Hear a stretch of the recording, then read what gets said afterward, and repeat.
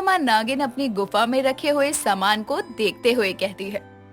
जहर के प्याले, फूल, फल, दूध ये सब रख लिया है, बाकी जो कम होगा वो वहीं से ले लेंगे।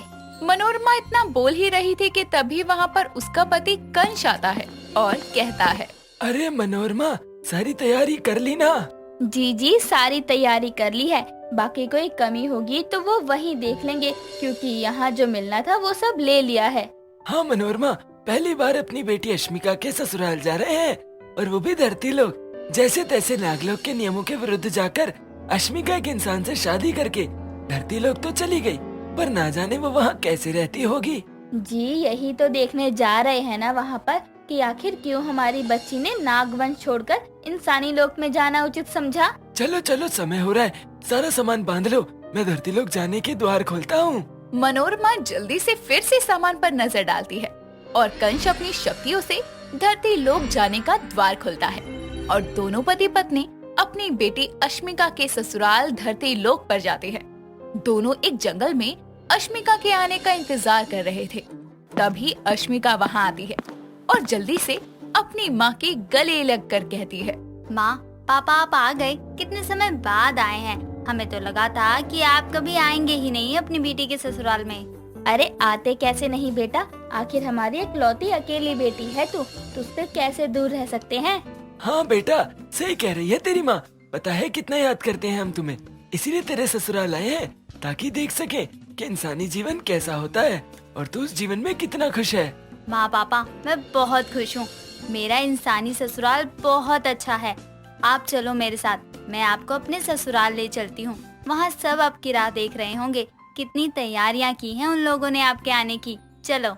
इतना कहकर अश्मिका अपने माता पिता को जंगल से निकालकर ऑटो में बिठाकर ससुराल में लाती है, जहाँ हाथों में आरती की थाल लिए अश्मिका की सास साधना अपने बड़े बेटे रोहन और छोटे बेटे अविनाश के साथ खड़ी सभी का इंतजार कर रही थी। जैसे ही अश्मिका मनोरमा और कंस को लेकर अपने ससुराल की दहलीज पर कदम रखती है, तभी साधना उनकी आरती उतारती है और उनका घर में स्वागत करती है। जिसके बाद वो पूजा की थाली को साइड में रखकर मनोरमा के गले मिलकर कहती है, कैसी है समधन जी, कितना वक्त लगा दिया आने में। जी मैं ठीक हूँ, आप कैसी हैं? जी मैं भी एकदम भली चंगी हूँ, और आपको यहाँ देखकर और अच्छी हो गई। ये तो बहुत अच्छी बात है। कैसी है माँ, कैसे हैं पापा? दीर्घायु भव। अरे बेटा, सारा हालचाल यहीं पूछ लेगा क्या? इतनी दूर से आए हैं, बैठा तो सही, कुछ खिला पिला। आशिका बेटा, जा चाय नाश्ता ले आ।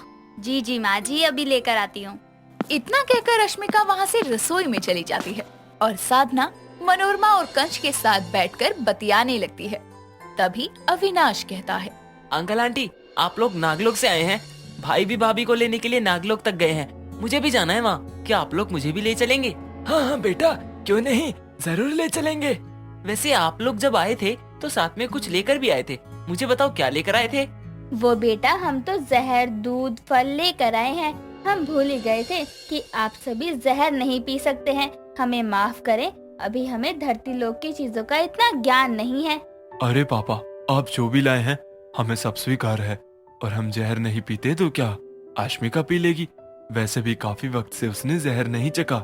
सभी लोग बातें कर रहे थे कि तभी वहाँ पर अश्मिका हाथों में चाय नाश्ता लेकर आती है, जिसके बाद सभी मिलकर नाश्ता करते हैं और कंस कहता है, बेटा, हम जो जहर लेकर आए थे ना, वो पी लेना, नहीं तो बासी हो जाएगा। जी पापा, जैसा आप कहें। इतना बोलकर अश्मिका सारा जहर पी जाती है और तभी अविनाश कहता है, भाभी इतना स्वाद था क्या जहर? आपने तो सांस भी नहीं ली, सारा का सारा पी गई, थोड़ा चखा ही देती। अरे भाई, कैसी बातें कर रहा है, तेरी भाभी नागिन है नागिन। जिस जहर को पी रही है ना, उसे हम जैसे आम इंसान ने चख भी लिया तो प्राण मुक्त हो जाना है हमने। रोहन की बात सुनकर सब हंसने लगते हैं। ऐसे ही कुछ दिन बीत जाते हैं। साधना और बाकी सब मिलकर मनोरमा और कंस की खूब सेवा करते हैं। अपनी बेटी के ससुराल में आकर उनको बहुत खुशी थी। ऐसे ही एक दिन सब लोग बाहर घूमने जाते हैं। धरती लोक की मेट्रो और बाकी सारे वाहन देखकर मनोरमा और कंस को पहले तो बहुत अजीब लगता है, पर रोहन और अश्मिका और सब की मदद और जानकारी से उन्हें सब अच्छा लगने लगता है।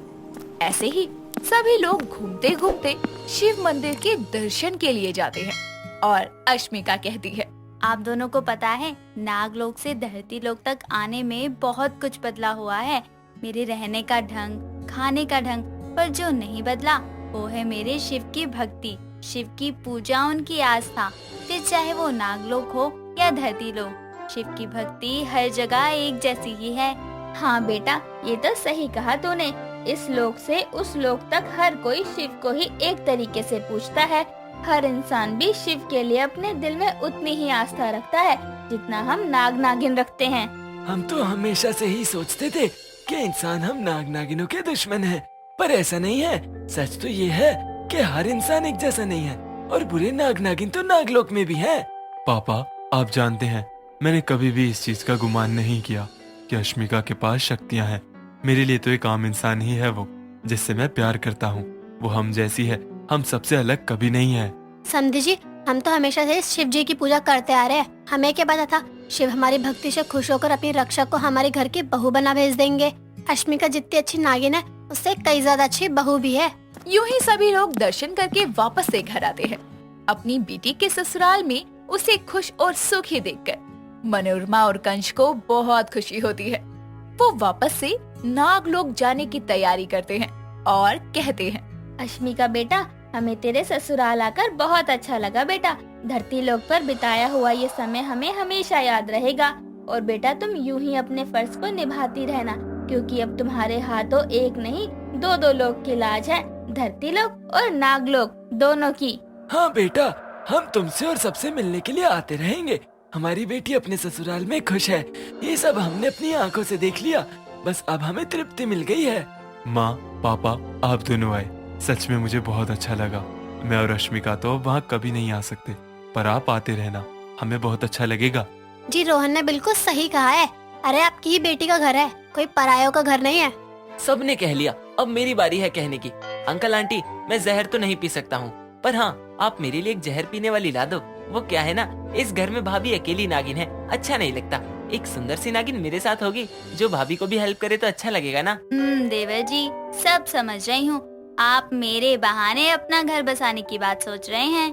कोई बात नहीं अविनाश बेटा, अगली बार जब हम आएंगे ना, तो तुम्हारे लिए नाग कन्या लेकर ही आएंगे। जल्दी जल्दी आना। अभी इजाजत दें हमें, हम चलते हैं। इतना कहकर मनोरमा और कंश सभी को नमस्कार करते हैं। फिर सभी लोग घर से जंगल जाते हैं, जहाँ कंश अपनी शक्तियों से नागलोक जाने का द्वार खोलता है और फिर मनोरमा और कंश अपनी बेटी के ससुराल से वापस नागलोक आते हैं।